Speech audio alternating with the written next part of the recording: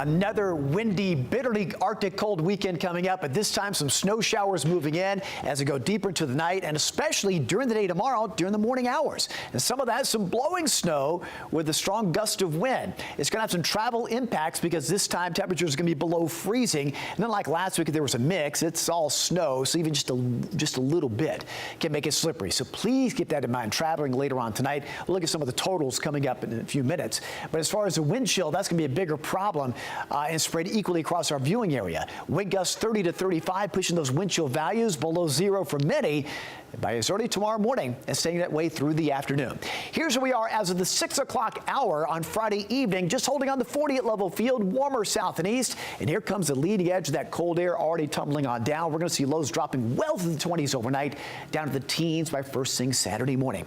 So notice also already a few snow bands showing up north and west. A lot of that battling dry air initially, and some of that back west of the plateau. The deeper snow showers already coming down and accumulating in around the Knoxville area, farther north and east across the Tri-Cities. But again, this is kind of battling dry air initially. Jasper, Whitwell, down around, say, Nickajack Lake. So be aware, you might be already seeing some snowflakes coming down, but the coverage picks up as the night goes on, and already picking up here right along 75 Knoxville to the Tri-Cities. And if you have travel plans in that area tomorrow, please be careful. They're expecting more in the way of accumulation. Same thing to the south toward Atlanta. During the day tomorrow, areas east of I-75 can become quite treacherous. So let's go through the evening hours. Scattered snow showers building in, and the coverage gets a little higher the deeper we go into the night through the overnight hours. That low strengthens off to our east and pulls back down the cold air and those bands of snow showers.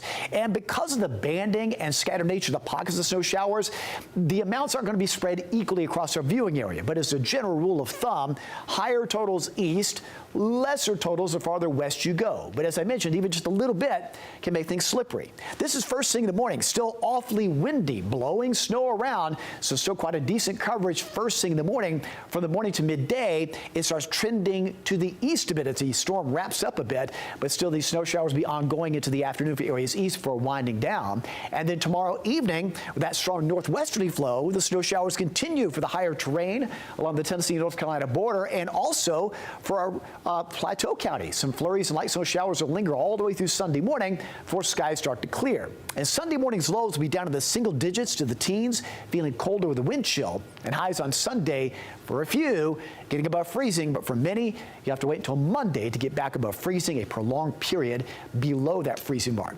So looking at the totals, again, they're going to vary from county to county because of the scattered nature of the bands coming down.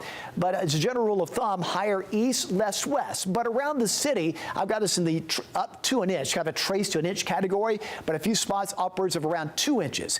Then the higher you go north and east, that's where the totals get a little higher. Along the plateau, an inch or two. Northern Valley, Spring City, Dayton, Athens, 1 to 3. And then right along and east of I-75, from, say, Athens, Cleveland, Dalton, Calhoun, and east, you're kind of in that 1 to 3 zone. And higher the farther east you go, Blue Ridge to Ellijay, those amounts continue to climb. Into the Smoky Mountains, anywhere between a half a foot to a foot of snow.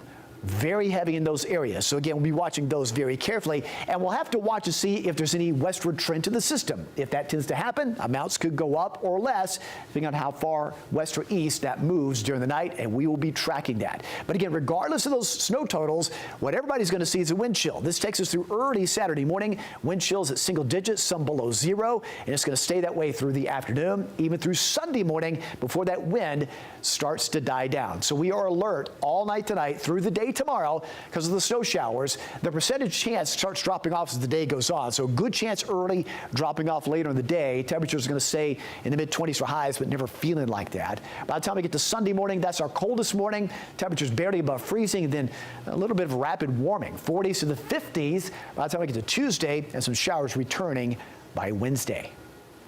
All right, David Glenn, thanks so much.